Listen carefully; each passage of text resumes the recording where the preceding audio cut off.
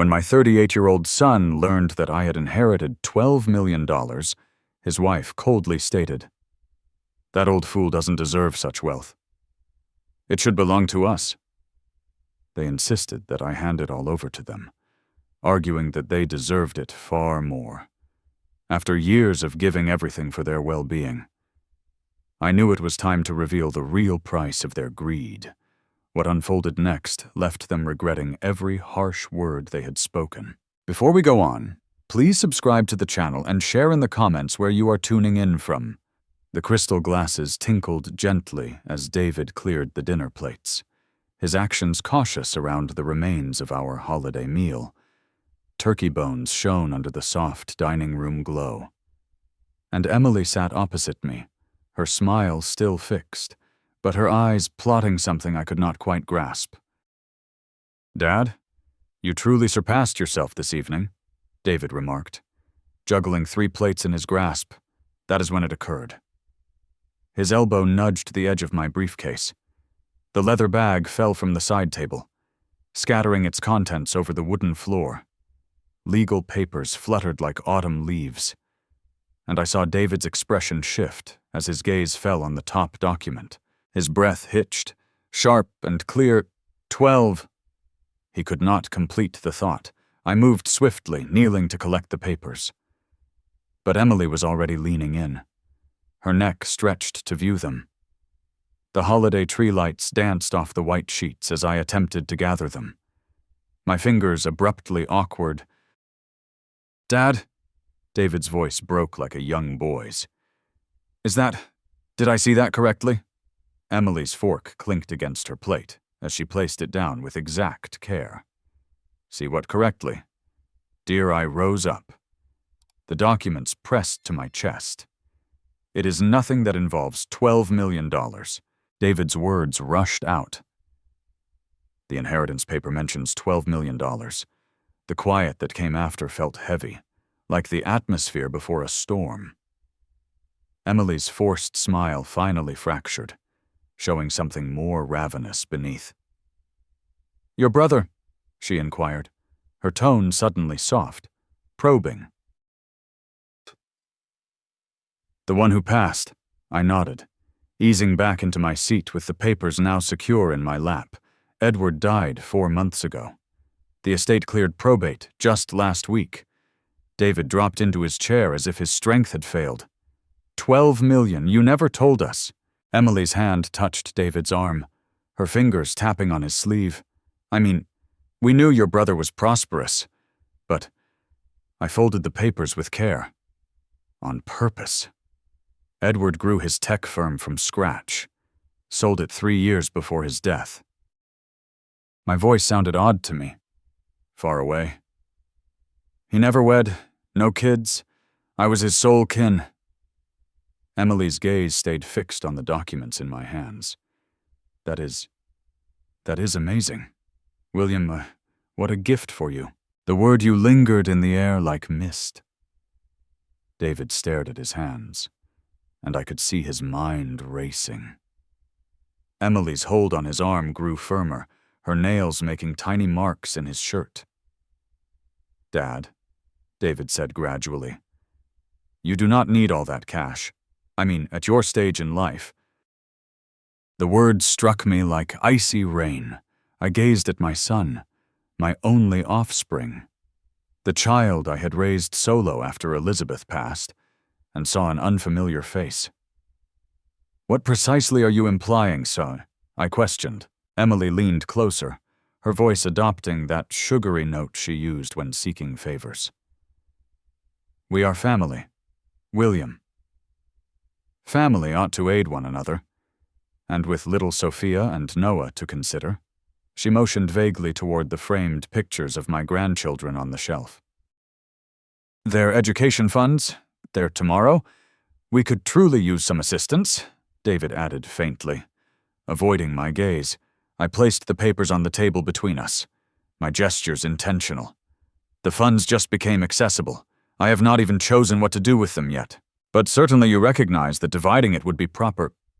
Emily's facade was fading, her kindness turning tense. "We are youthful. We have aspirations, schemes.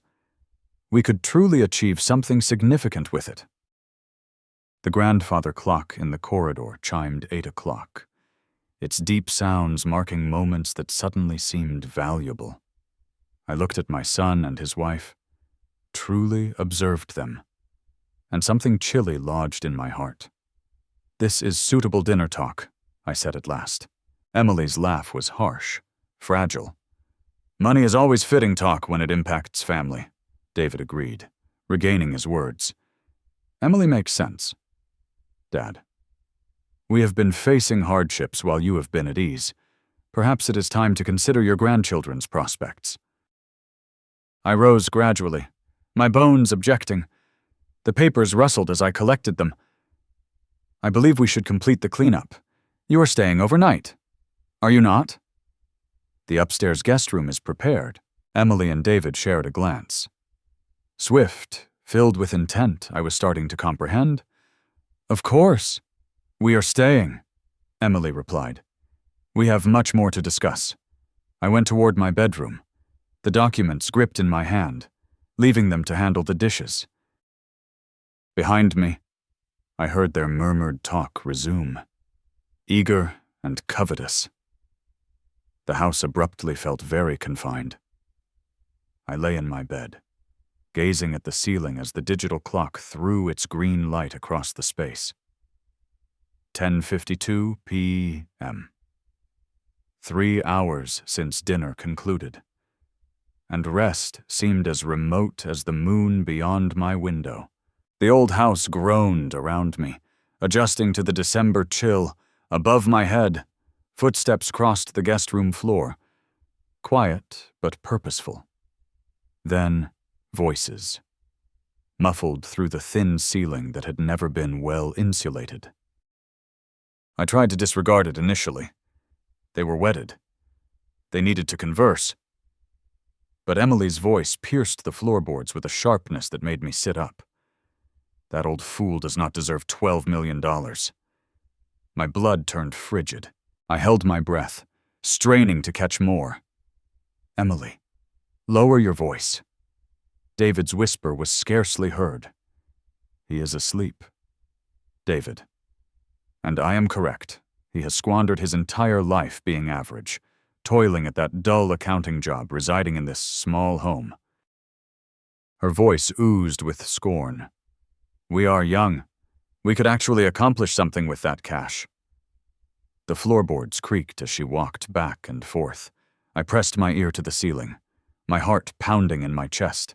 "Perhaps you are right," David said, and those 4 words broke something deep in my core. He has been rather stingy with money recently. Recall when we requested aid with the mortgage payments. He behaved as if we were demanding the universe. Stingy. My son labeled me stingy. I clutched the sheet so tightly my knuckles paled. "Precisely." Emily's voice strengthened. More assured. "We have endured difficulties while he has sat comfortably. That inheritance ought to be divided. We merit it more than he does." "But how do we persuade him?" David asked. "You witnessed his reaction tonight. Leave that to me." Emily's tone became scheming. Men his age can be swayed, particularly when they are isolated, and if soft convincing fails.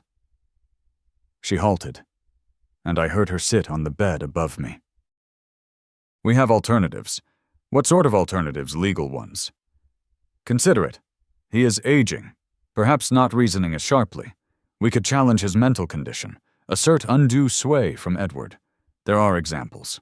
My hands started to tremble, not from dread, but from a fury so pure it felt like frost in my veins. "I do not know. Emily, that appears drastic. 12 million. David, 12 million. That is vast riches for someone who will likely be gone in 8 years anyhow." The nonchalant cruelty struck me like a blow. 8 years. That is all the lifespan she estimated I had remaining. And even that seemed too lengthy to her. We could clear the house debt, purchase a new vehicle, take that journey to Hawaii we have always discussed, she went on, her voice now wistful. Sophia and Noah could attend private academy.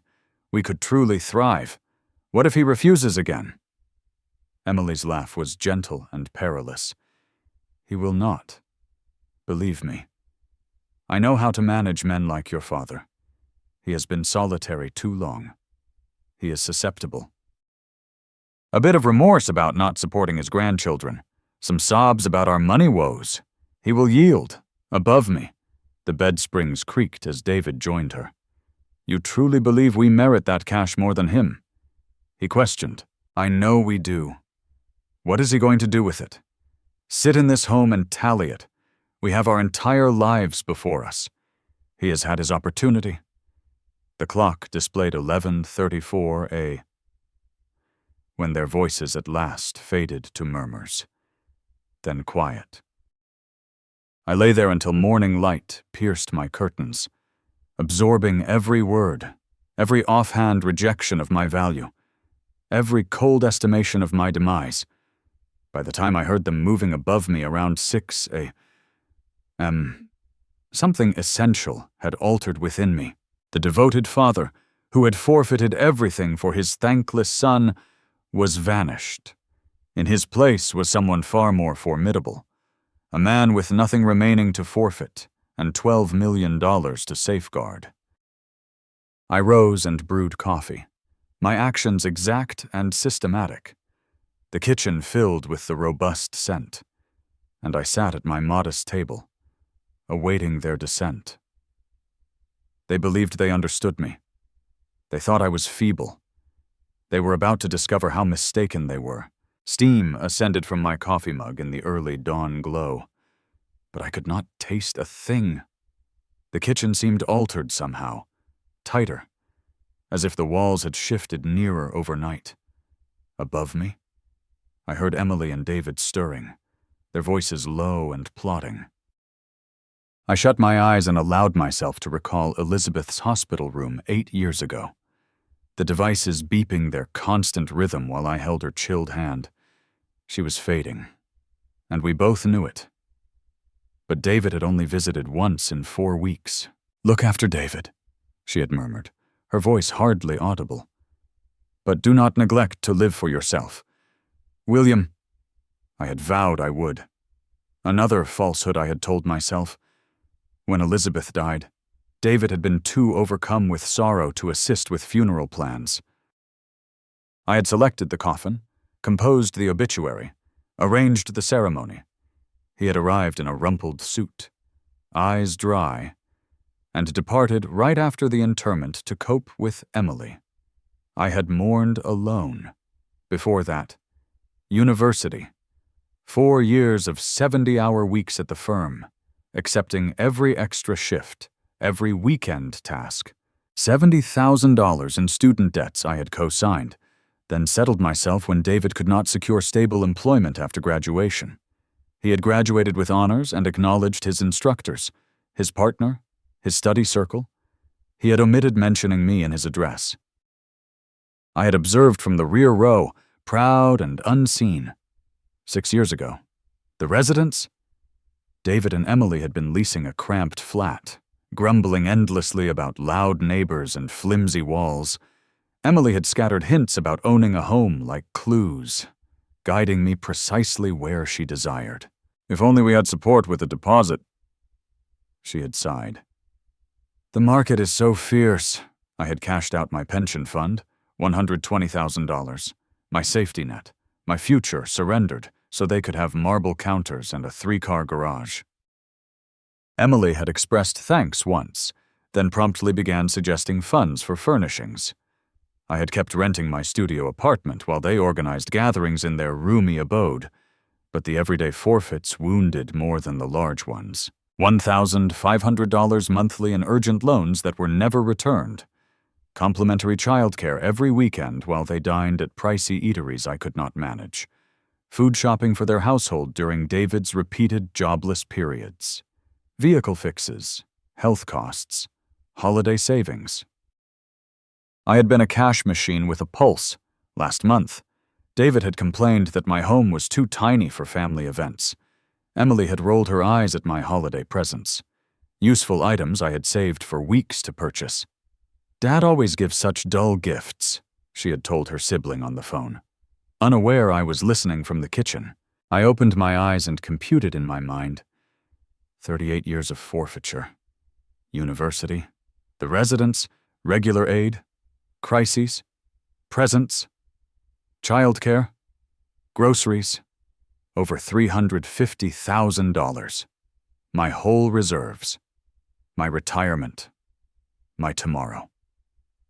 All offered freely to a son who viewed me as stingy.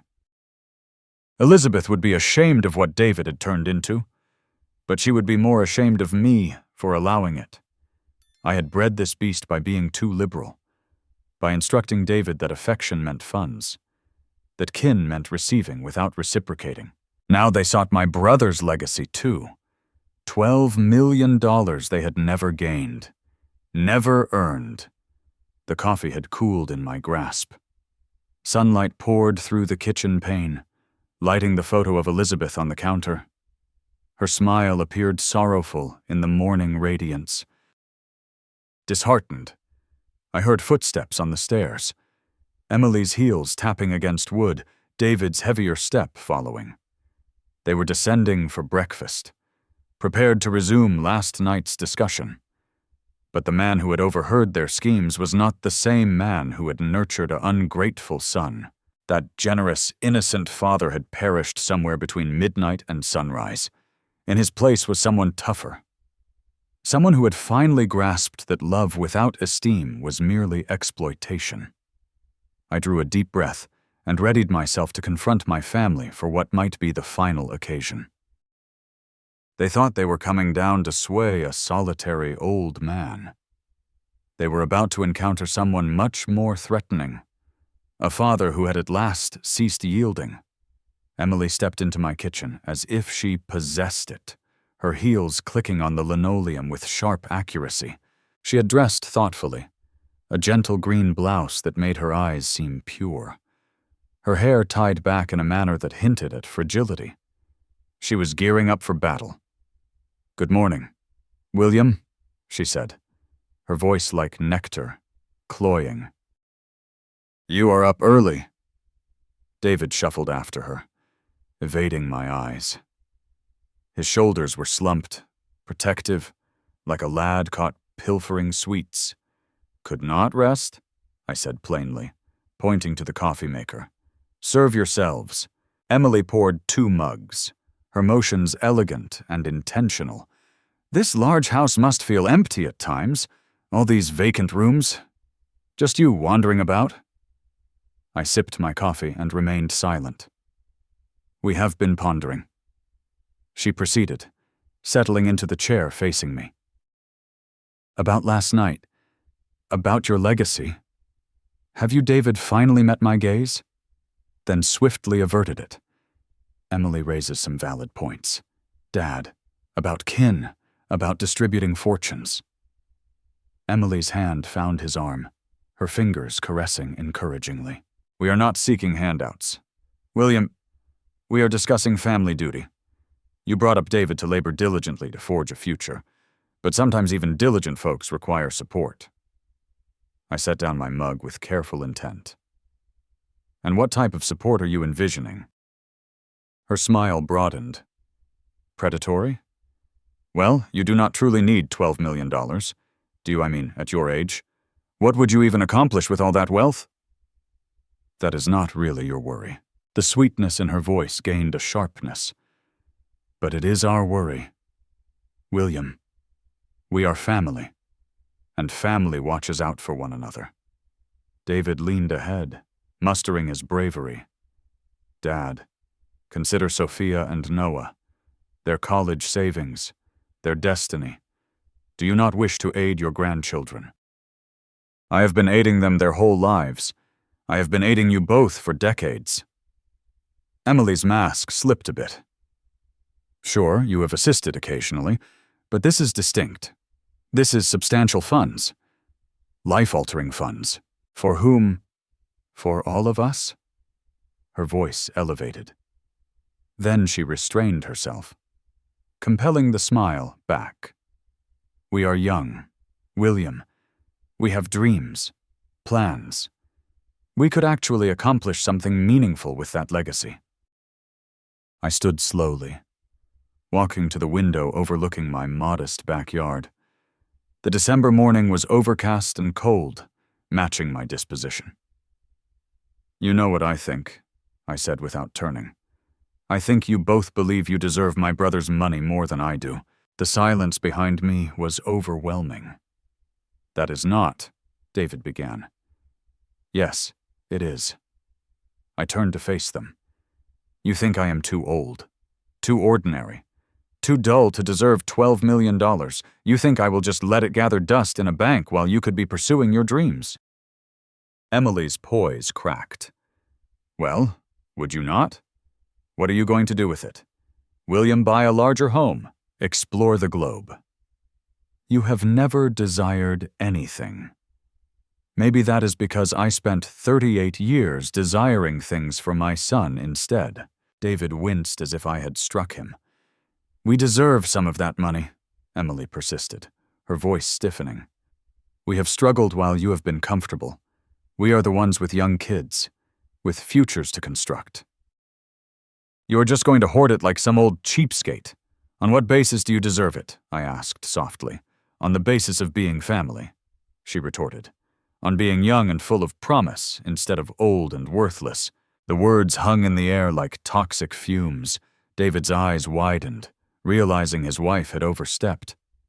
Emily, he whispered, but she was beyond caring about pretenses. It is true, is it not? What is he going to do with $12 million except count it? We could actually utilize it. I walked back to the table, my movements calm and measured. Is that what you both think, that I am old and worthless? David could not look at me. Dad, that is not what she meant. Yes, it is. I sat down across from them. And you agree with her?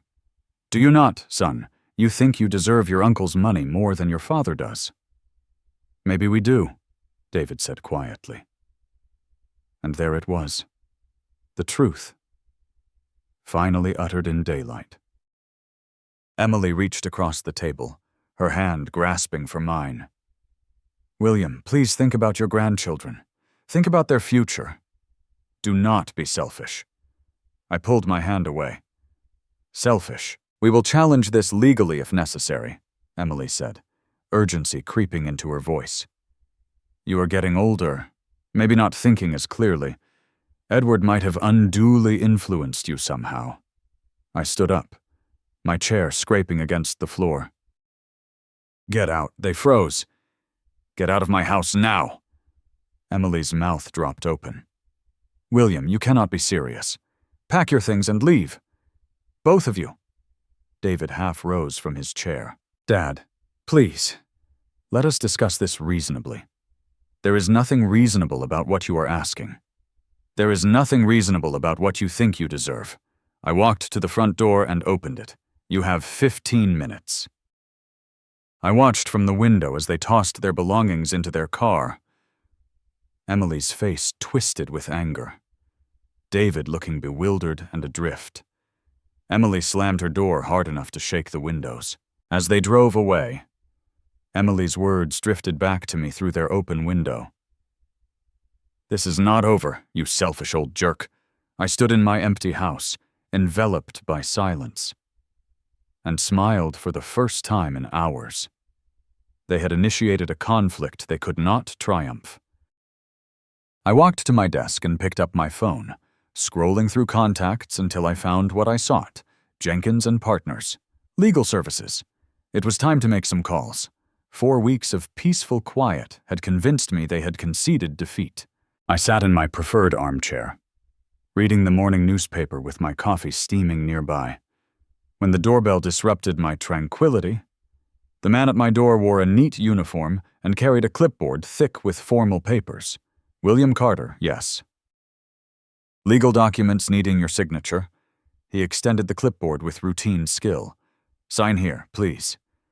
My hand shook slightly as I signed. The envelope felt weighty, foreboding. I watched his car vanish down the street before shutting the door. Inside the envelope, legal stationery caught the light. Petition for determination of incapacity stared at me in bold print. My sight blurred as I read onward. Petitioners David L. Carter and Emily K.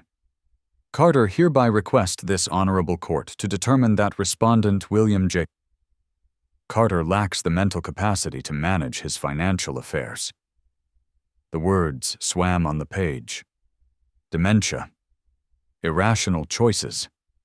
Unable to handle matters. They were attempting to have me declared mentally unfit. I sank into my kitchen chair, spreading the documents across the table with trembling hands. The court date glared at me. March 15th, 2025, less than 4 weeks away. Attached were witness statements from neighbors I scarcely knew, claiming they had seen troubling behavior and signs of mental decline. Mrs. Thompson, from 3 houses down, supposedly saw me talking to myself in the yard and forgetting to collect my mail for days. I had never spoken to Mrs. Thompson beyond courteous hellos. The medical proof came from Dr. Rebecca Hayes, who asserted I displayed significant signs of dementia during a visit I had never made. According to her report, I was confused about basic money ideas and unable to remember recent happenings. My hands clenched into fists. They had fabricated everything. But the cruelest strike came on page 5. Petitioners have secured respondents' assets totaling $400,000, pending this court's decision to prevent further financial damage. They had frozen $400,000 of my money, my checking account, my savings, my investments, locked away based on deceptions. I read the petition 4 times, each reading fueling my anger higher. They were not just trying to pilfer my inheritance. They were trying to demolish my autonomy, my honor, my very sense of being a capable person. The phone felt cold against my ear as I dialed Jenkins and Partners. Laura, it is William Carter. I need your help right away. William, what is wrong? You sound... They are trying to have me declared mentally incompetent. I have legal papers in front of me that are total inventions. A pause. Then Laura's voice. Keen and expert. Do not say another word on the phone. Can you be in my office in 90 minutes? I will be there in 45. I gathered the documents, my hand steady now with resolve. 4 weeks ago, I had thought the worst my son could do was demand my funds. I had been innocent. They wanted to strip away all that made me whole. As I drove toward the law office, one idea echoed in my mind. If they wanted to play foul, they had just shown me the rules. But they had made one vital error. They thought they were battling a bewildered old man. They were about to learn they had declared war on someone with nothing left to lose and 12 million motives to retaliate. I arrived at Jenkins and Partners 20 minutes early, carrying a leather folder I had arranged through the restless night. Laura Jenkins's office smelled of leather and tea, its walls lined with law volumes that now seemed like arms in my collection. "Show me all of it," Laura said, settling behind her desk with reading glasses on her nose. I opened my folder methodically. Bank records for the past 6 years. Every deal noted and sorted. Investment collections showing steady. Smart oversight. Medical files from my yearly exams. Laura's eyebrows lifted as she turned pages. William, these financial logs are flawless. Your portfolio results are superior to most advisors. Now examine their petition. She contrasted the documents, her look darkening. This Dr. Rebecca Hayes. I have never heard of her. Let me verify the medical board records. Her fingers dashed across her keyboard. She is not certified in elder care.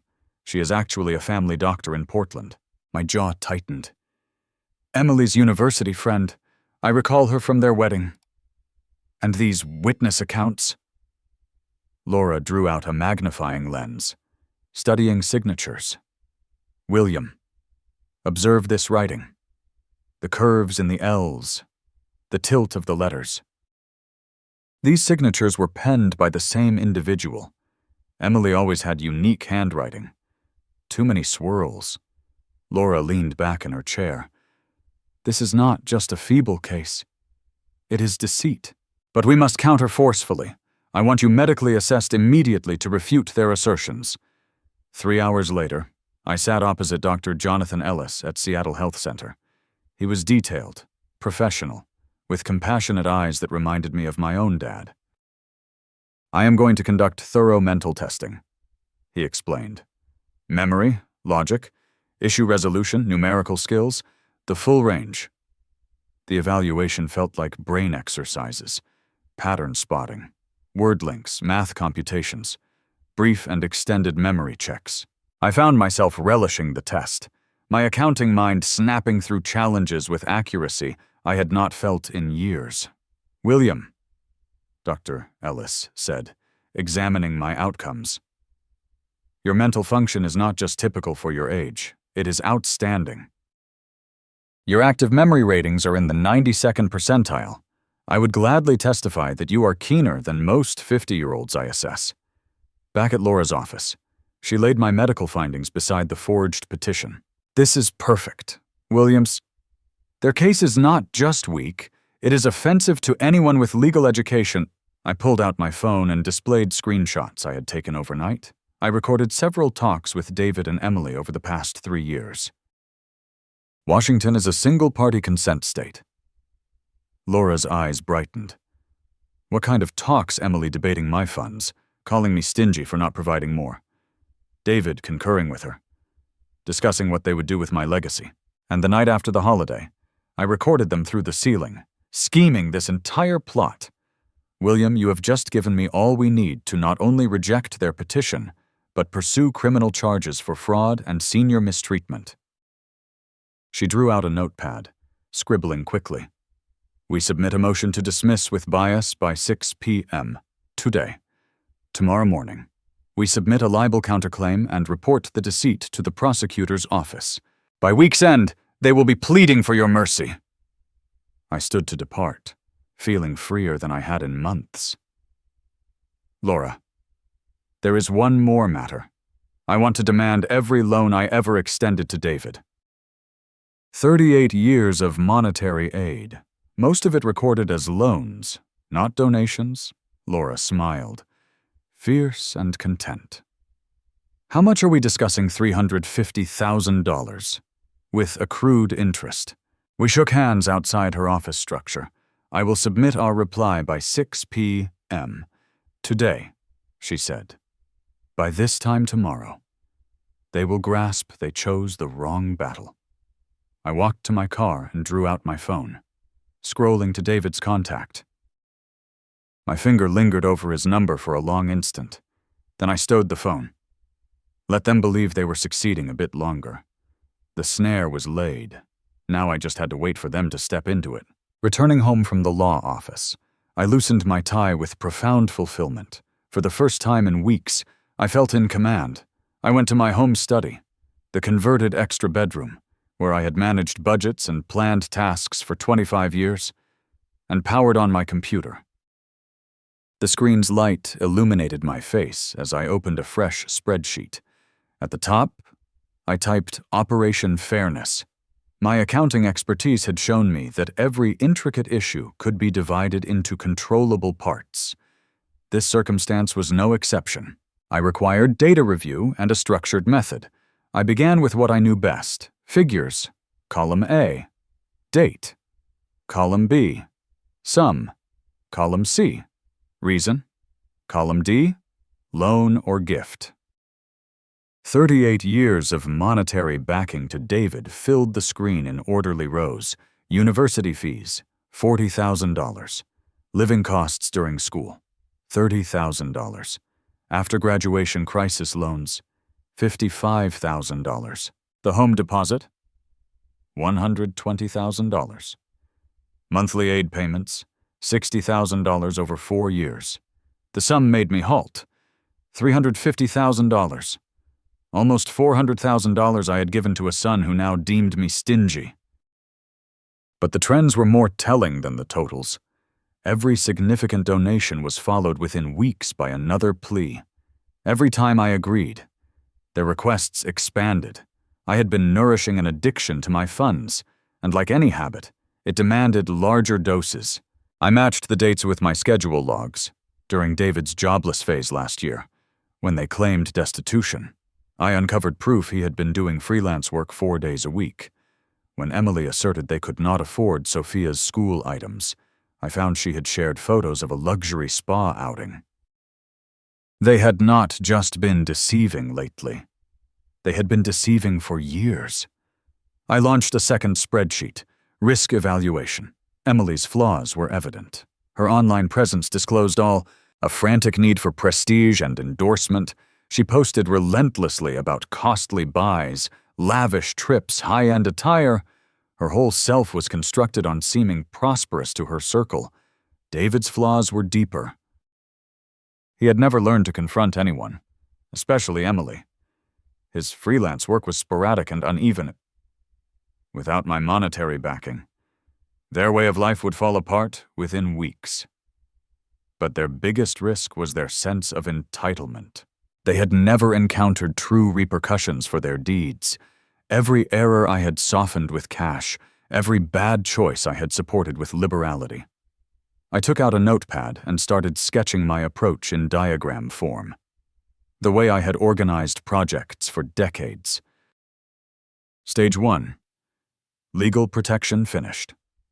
Laura had dismantled their incompetency claim and readied counterstrikes. Stage 2.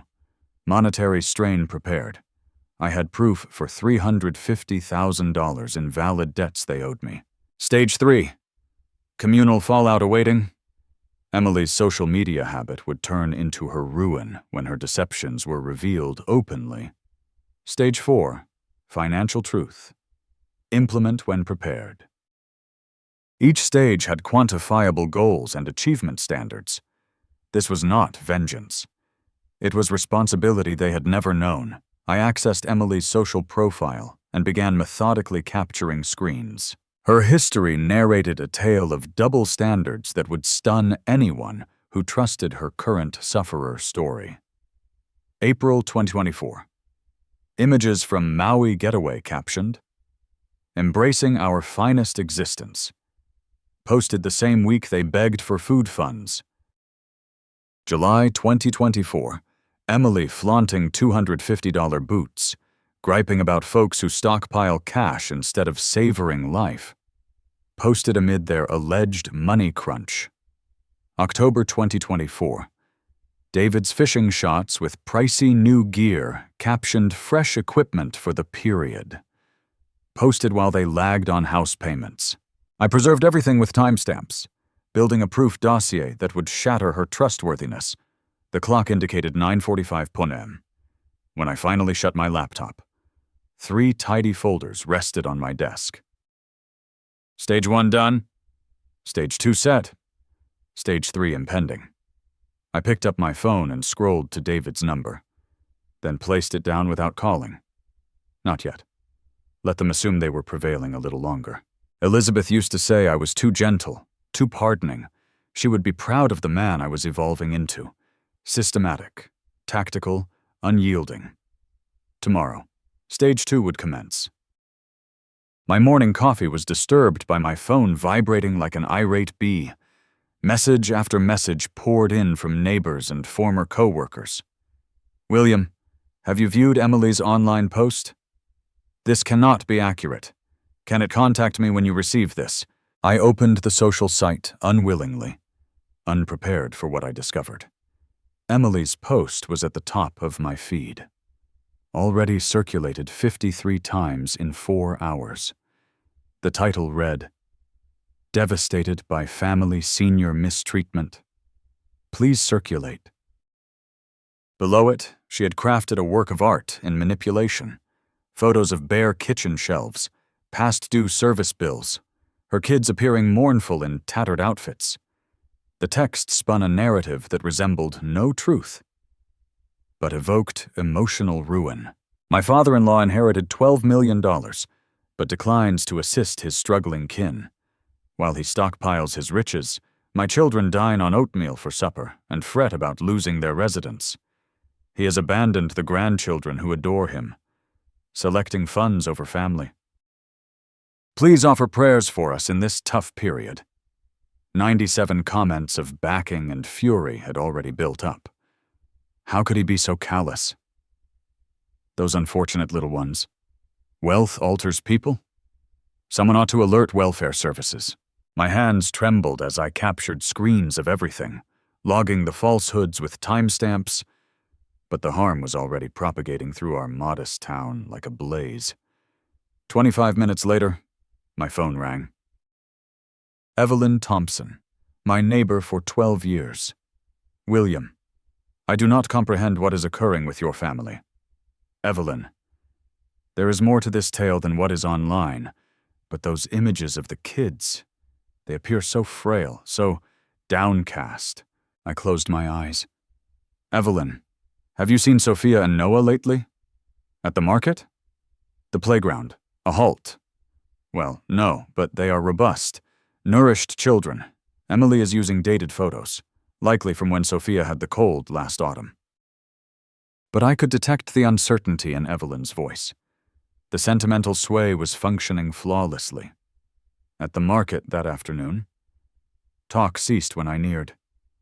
The clerk, who had always been amiable, dodged eye contact. My neighbor Tom crossed the road rather than greet me. Emily's story was spreading quicker than I could oppose it.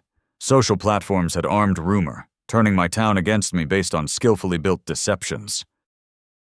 That night, I settled in for methodical inquiry. If Emily wanted to wage war with social media, she had selected the wrong arena. I had 25 years of problem-solving abilities and boundless time to dissect her lies. I opened her profile archive. Scrolling back through months of entries, the inconsistencies were astonishing. December 20th, 2024. Just reserved our holiday beach escape. Excited for family joy. Posted 6 days before she demanded my legacy to nourish the kids. November 15th, 2024. Emily displaying her fresh luxury wallet assortment worth readily $1,500. Posted during their supposed economic disaster. September 5th, 2024. David's golfing images with costly new clubs captioned "new tools for the season," posted while they were behind on rent. I matched her entries with their money requests, forming a chronology that revealed her duplicity. Every assertion of poverty was contradicted by proof of lavish outlay, but Emily's crowning achievement was her acquaintance web. Scores of similarly privileged suburban moms who thrived on turmoil and indignation. They circulated her posts without verifying facts, appending their own flourishes to the account. I always sensed something wrong about that old guy, wrote her friend Samantha. Wealthy folks are so greedy, added Olivia. Those kids merit better. I captured screens of all, constructing a thorough file of their deceptions and contradictions. But more crucially, I was mastering the guidelines of their contest. They thought social media was about feelings and sway. They were correct, but they had overlooked that every entry, every remark, every circulation left electronic traces that could be followed, recorded, and employed as proof.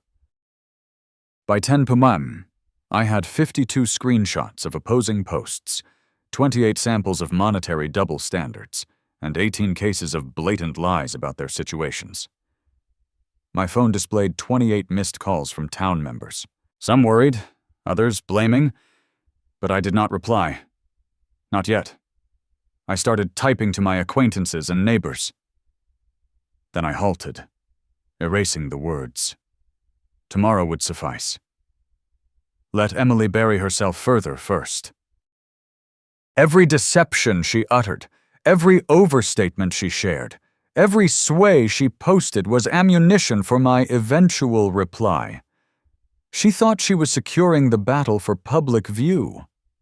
What she did not realize was that she was generating the evidence that would ruin her reliability entirely. The trap was nearly prepared. I just needed her to venture a little deeper into it. The town hall hummed with uncommon vigor as I arrived for our monthly community gathering. Emily had asked for this assembly to center on senior mistreatment awareness, her ultimate snare, she thought. But I had also requested 20 minutes to address recent misconceptions. My folder labeled monetary past 1990 to 2025 felt solid in my hands. Emily had turned the front of the room into a theatrical display area. Boards showed enlarged images of empty shelves, overdue notices, and sorrowful-looking kids. Her items narrated a story that would touch any empathetic soul. "Thank you all for attending," she started, her voice quivering with rehearsed feeling. "I never imagined I would have to reveal family matters publicly, but when children are enduring, 30-odd neighbors occupied the folding seats, their faces already softening with compassion. Emily knew her crowd well. She pointed to her exhibits. These images depict the truth of financial senior abuse, while my father-in-law hoards $12 million. Our kids eat oatmeal for supper. Our water was almost cut off last week." Whispers of anger rippled through the group. How awful. Those poor little ones. Action must be taken. I sat silently in the rear row, jotting notes, awaiting my turn. "I have proof verifying everything," Emily went on, raising formal-looking papers, bank logs showing his vast riches while we fight for essentials, health records proving his waning mental condition, witness accounts from worried neighbors. The act was expert. By the time she ended, half the room was set to contact authorities on my behalf. "Mr. Carter," said Evelyn Thompson, "the session leader, Emily has asked we tackle this grave issue. Would you like to reply?" I rose slowly, carrying my folder to the stand Emily had just left. Her assured smile implied she believed she had already succeeded. "Thank you, Evelyn. I do have some matters to share." I opened my folder with purposeful care. Emily referenced proof. "I have brought 30 years of financial logs. Let us inspect the real facts." I spread bank logs across the exhibit table. These display monthly transfers of $1,500 to David Carter for the past 4 years. That is $60,000. The room's mood shifted mildly. Emily's smile wavered. "This receipt shows a $120,000 deposit for David and Emily's home, paid from my reserves in October 2018. More whispers, but altered now. Puzzled, inquiring. University fees payments, $40,000. Living costs during his studies, $30,000. After graduation crisis loans, $55,000. I could see neighbors calculating mentally, their looks changing. The total monetary backing I have supplied to my son and daughter-in-law over 38 years. $350,000. The quiet was deep. Now, Emily mentioned online proof. I linked my laptop to the town hall's projector. Let us view some of her social posts. Emily's getaway images filled the screen. Maui shores, fancy diners, luxury shopping bags. The timestamps were crushing. April 15th, 2024. Embracing our finest existence in heaven. Posted the same week they requested grocery funds because they could not afford meals. Gasps resounded through the room. July 8th, 2024. Emily flaunting $250 boots, complaining about people who stockpile cash instead of savoring life. Posted during their supposed money crisis. Emily was on her feet. "Those posts are misconstrued. You are manipulating." October 27th, 2024. David's new golf clubs bought during his unemployment phase when I was covering their house payments. Evelyn Thompson raised her hand. "Emily, you told me just last week that William never aided financially. You said he was heartless. That is not what I intended." Other neighbors started comparing observations. "She showed me photos of her new luxury purse last month. Did they not just update their bathroom? Emily's alarm was apparent now. You are all siding with him because he has wealth." "No," I said softly. "They are doubting your account because it does not align with the proof." David, who had stayed quiet throughout the display. finally spoke. "Emily, perhaps we should leave." "I am not finished," she snapped. "These logs could be counterfeit. Social media can be compromised." But the room had shifted. The compassion that had flowed to her at the start was now aimed at me. Neighbors approached with sheepish regrets. "William, we are sorry we trusted it. I should have sought your version first. We owe you remorse." I packed my items systematically, accepting their atonement with poise. The truth had performed its duty. As Emily stormed toward the exit, dragging David behind her, Evelyn neared me. "William, I think there is something else you should know about what Emily has been saying around town." I looked up with fresh curiosity. Evidently, this was not concluded yet. David arrived at the job site Tuesday morning to find his colleagues dodging eye contact. The typical morning chatter faded when he approached, replaced by awkward quiet and significant looks. His supervisor, John Ramirez, came out from the office trailer with a clipboard and a stern look. "David, we need to converse. My office." The trailer's vinyl chairs squeaked as David sat, fear settling in his gut like cold stone. "Look, you are a solid employee," John started. "But we have an issue. 4 clients have phoned since Monday asking for alternate team placements." David's mouth dried. "What do you mean they are uneasy with the family turmoil? News travels fast in work circles. And that town meeting?" John shook his head. "Clients do not want disputes on their sites." "John, I can clarify. I am certain you can. But here is the fact. I have a company to shield. I can provide you unpaid time off while this passes." Or, he did not complete the phrase. David's hands shook as he phoned Emily from the lot. "They essentially dismissed me," he said when she responded. "The entire neighborhood matter has spread to my work locations." Emily's reply was sharp, frightened. "How is that even permitted?" "It does not matter if it is permitted. It is accomplished." During his drive home, David felt the barriers of their fake existence crumbling around him.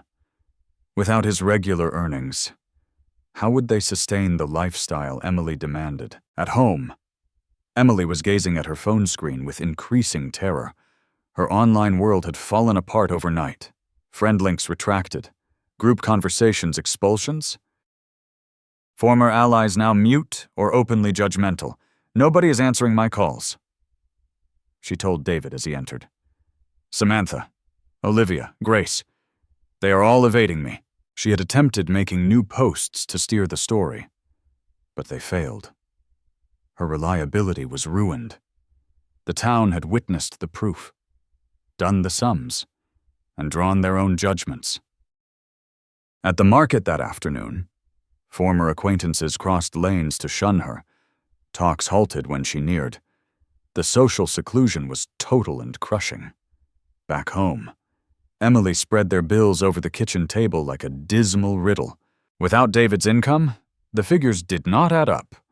Credit statements exposed their full reliance on William's monetary aid, funds that would never arrive again. "We cannot endure without his assistance," she confessed, the words sour in her mouth. "We have been living above our capacity for years." David stared at the proof of their money recklessness. Vehicle payments, credit cards, the house loan, all figured based on William's steady backing. Without it, they faced ruin within weeks. By nightfall, desperation propelled them to William's door. Their knock was hesitant, unsure. When William opened the door, his demeanor was controlled, unsurprised. "We need to discuss," Emily declared, trying her old sway methods. "I think we may have misread some things." William stepped aside to allow them entry, but his posture stayed distant. "Maybe we can resolve this, Dad," David added feebly. "Find some compromise." They sat in William's living room like petitioners before a magistrate. Emily attempted tears, remorse, family duties. David tried father-son connection and common recollections. William listened patiently, then replied with crushing calm. Emily, you called me mentally unfit. You tried to have me proclaimed unable to handle my own matters. You deceived our whole town about my nature. But we could abandon all that legal business, Emily cut in. We just need some aid to recover. I aided for 38 years. You answered by labeling me stingy and senile. David leaned forward urgently. Dad, please, we are family. William's laugh was icy. Family does not forge papers. Family does not attempt to snatch legacies. Family does not shame each other openly. Emily's poise finally shattered. We will lose all. You should have considered that before you concluded I was too old and worthless to merit my own funds. Their objections grew more frantic, their vows more urgent. But William stayed unaffected. At last, he rose. The moment for resolving is gone. You made your decision at the holiday. As they reached their vehicle, Emily turned back one final time. This is not concluded. William, we know where that wealth originated. We know what you are truly like. From his window. William watched them depart. Then he reached for his phone and scrolled to Jenkins and Partners. His finger hovered over the call button for only a second. 8 days had elapsed since Emily's departing threat, and I sat opposite Laura Jenkins reviewing a thick legal folder marked Carter versus Carter Financial Retrieval Suit. William, this is the most thoroughly recorded debt collection case I have ever encountered, Laura said, spreading monetary logs across her meeting table. 30 years of precise bookkeeping. I had spent the week assembling everything, every loan pact, every commitment note, every witness mark. My accounting foundation had aided me well. I logged their monetary reliance with exact precision. The legal ground is unshakable, Laura proceeded. These were not donations. They were arranged loans with explicit repayment conditions. Your son signed confirmations for every major shift. The figures were astounding. Main amount $250,000 in recorded loans over 12 years. Interest at normal personal loan levels $125,000. Total obligation $375,000. They disputed your mental ability, Laura said, arranging the papers. Now they confront the results of that choice. No judge will term this harassment after what they tried. I nodded, sensing the contentment of a well-carried plan. They desired my funds. Now they can pay for what they have already obtained. The legal papers were readied with merciless efficiency. Demand for prompt payment in bold script. Asset seizure orders for their residence and cars. 40-day deadline before compelled insolvency actions. The delivery agent will hand these by 3 p.m. Laura said by tonight they will fully comprehend their stance. At their home, Emily was sorting through more unpaid notices when the doorbell sounded. The uniformed man's clipboard appeared ominously known. Emily Carter, legal papers requiring your mark. Her hands quivered as she signed. David appearing over her shoulder as she opened the envelope. $375,000. Emily's voice broke on the sum. David seized the papers, scanning swiftly through legal terms he barely grasped. Dad kept logs of everything. Every loan, every payment, every vow to repay. They contacted 4 different attorneys that afternoon. Each meeting affirmed their worst dreads. These seemed to be genuine commitment notes. Their lawyer clarified. The logging is broad. The interest figures are typical. Your father has a legal right to collect. Emily paced their living room wildly. He orchestrated this entire affair. Every dollar he gave us was a trap. No, David said softly, finally grasping. Every dollar was a trial. We flunked. Their home value barely covered 60% of the debt.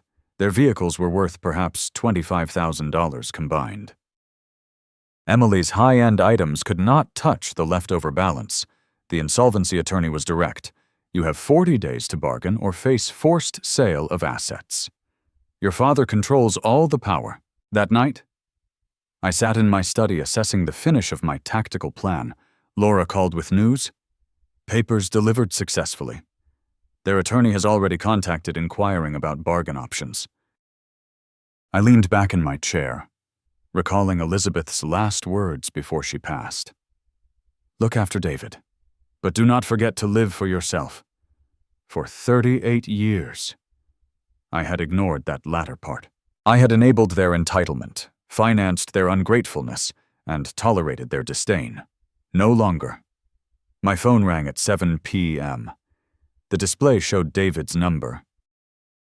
I gazed at the screen for 4 rings, remembering holiday supper, remembering their late-night plotting, remembering Emily's deceptions to our town. I set the phone down without responding.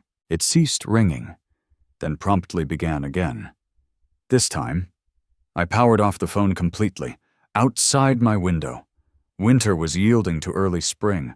Fresh growth was emerging, but some decayed branches had to be removed first. They had termed me senile, unfit, stingy. They had tried to take my freedom, my dignity, my standing. Now they were learning the cost of undervaluing a man with nothing left to forfeit and everything to demonstrate. The accounting project was finished. Every computation had been accurate. The first mild day of late winter found me in my garden, sowing early spring seeds that would not flower until next year. Some lessons I had learned demanded patience and correct timing. The noise of car doors banging shattered the serene afternoon. Emily's forceful stride across my grass indicated she had reached her breaking point. We need to resolve this now, she announced, David following with a folder clutched to his chest. I continued sewing, not glancing up. Good afternoon, Emily. William, do not toy with us. $375,000. You are attempting to ruin us. I straightened gradually, brushing dirt from my hands. I am attempting to gather debts you have owed for years. Emily pushed papers at me. Some of these were donations. You said so yourself. I glanced at their files, quickly put together, poorly sorted. When did I say that? Holiday presents, birthday cash, aid with food were logged as loans with your husband's mark. Would you like to view the original commitment notes? David stepped ahead, his voice urgent.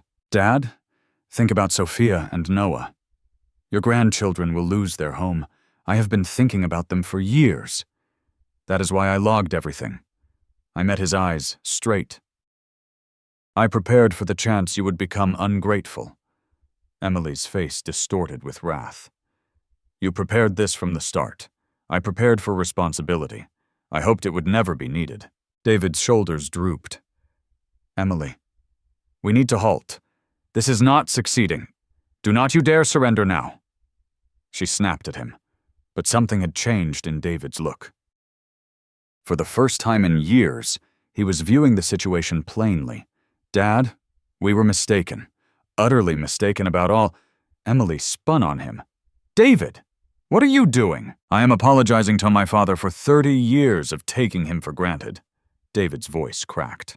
I am acknowledging that you have been swaying both of us. I have been battling for our family. You have been battling for funds. There is a distinction. I watched my son stand up to his wife for the first time in their union. The instant felt both sorrowful and optimistic. David, I am offering you a selection, I said softly. Accept accountability for what you owe and arrange a repayment scheme or face insolvency with Emily. But the complimentary funds end today. Emily's eyes flamed with rage. Choose David, him or me. David looked between us, his wife of 12 years and the father who had sacrificed all for him. The choice took longer than it should have. But when it arrived, it was evident. I choose what is correct. At last. Emily's cry of fury could probably be heard 4 blocks away. Fine. Demolish each other. I will not be your servant, David, and I will not watch you beg to him. She stormed to their car, hurling her folder onto the ground, papers scattered across my lawn like dropped petals. If you are not in that car in 40 seconds, do not bother returning home. David watched her engine roar, her tires screech as she backed out of my driveway. He made no motion to pursue. She will return, he said softly. Likely? The query is whether you will accept her back.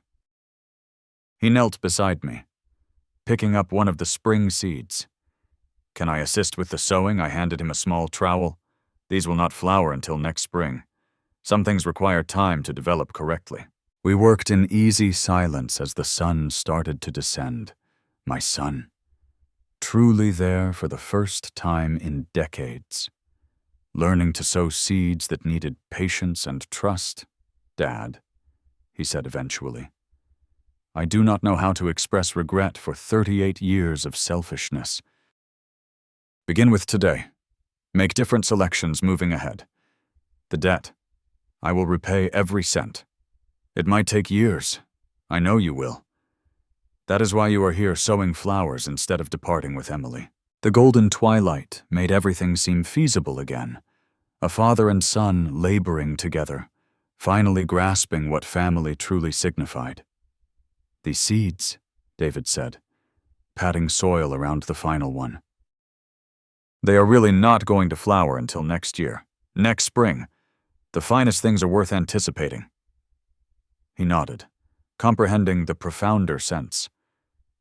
Some bonds, like some flora, needed to retreat to the roots before they could flourish properly again. As dusk settled over my garden, I looked at the orderly rows of sown seeds and felt something I had not known in years. Hope for tomorrow. Genuine family affection demanded esteem, not just duty. It required responsibility, not just pardon. For the first time in decades, I had both. If you enjoyed this heartfelt story, we would love to hear from you. Share your impressions in the comments below. What moved you the most? Let us know. Feel free to ask questions, too. We can discuss the themes, the characters, or anything that piqued your interest. Your thoughts help us connect and grow together. Interacting with the channel means so much. Drop a like if it touched you, and subscribe for more inspiring tales. To listen to the next story, simply click the box on the left. Thank you for joining us today. We appreciate every moment you spend here.